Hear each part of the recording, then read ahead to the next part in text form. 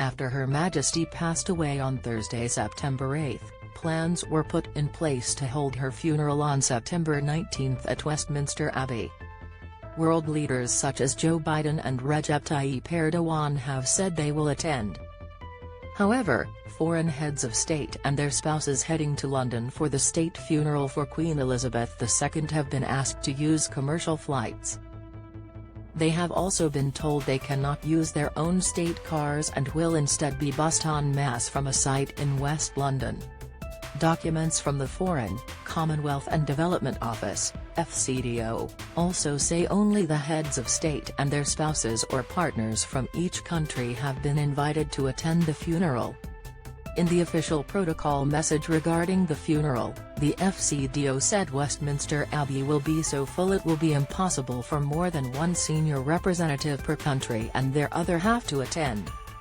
World leaders to travel to Queen Elizabeth II's funeral by bus with state cars banned. Image, Getty. The FCDO said world leaders must be bused to Westminster Abbey for the funeral. Image, Getty. According to Politico, who saw the official documents, another memo sent to overseas embassies late on Saturday said the FCDO regrets that, because of limited space at the state funeral service and associated events, no other members of the principal guest's family, staff or entourage may be admitted. On the day of the funeral, the heads of state and their partners will arrive at Westminster Abbey in escorted coaches from a location in West London, where because of tight security and road restrictions they will be required to leave their own cars. A second FCDO document detailing the logistical arrangements for those travelling from overseas said, multiple and comprehensive layers of security will be in place across London and at all the official venues used for the state funeral and associated events. A foreign ambassador in London told the outlet, "Can you imagine Joe Biden on the bus? Read more, Royal Family Live.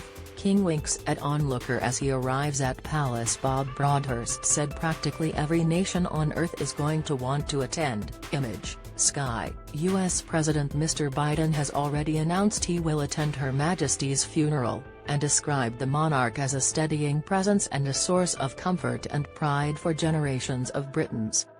Mr. Erdoğan, Turkey's president, also told reporters on Friday he intends to be at the funeral, saying, "If we find the opportunity we would like to be present at this ceremony." Also set to attend are European Commission President Ursula von der Leyen and New Zealand's Prime Minister Jacinda Ardern.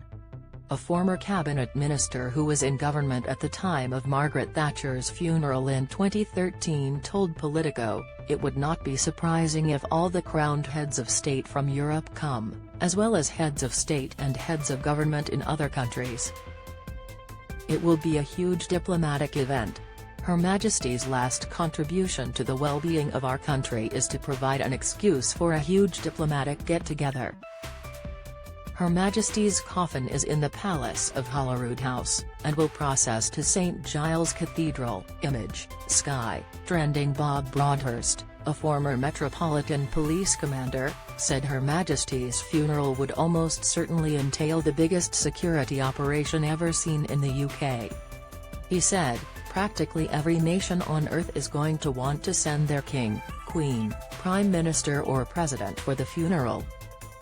John Comphnor, director of the UK and the World Initiative at the Chatham House think tank, also said, "This will be a funeral like no other, or few others. There have been great state funerals before, of American presidents, of Nelson Mandela and others. But quite simply the Queen was the most famous person in the world, and as a result I think there will be an attendance list that will be unprecedented." Queen Elizabeth II died on Thursday, September 8, 2022. Image, Express. The Queen will lie in state for 4 days at Westminster Hall before her funeral, from September 14 to September 18. Currently Her Majesty's coffin is in the Palace of Holyrood House, and will proceed to St Giles Cathedral with members of the royal family on Monday. On Tuesday, Princess Anne will accompany her mother's body as it is flown back to London, where the Queen's coffin will be taken from Edinburgh Airport to Buckingham Palace via RAF Northolt. On Wednesday afternoon, the coffin will be taken to Westminster Hall, arriving at 3 p.m., and 4 clear days of lying in state will happen from Thursday. The state funeral will be followed by a procession from London to Windsor Castle, and afterwards the Queen will be laid to rest at King George VI Memorial Chapel at Windsor.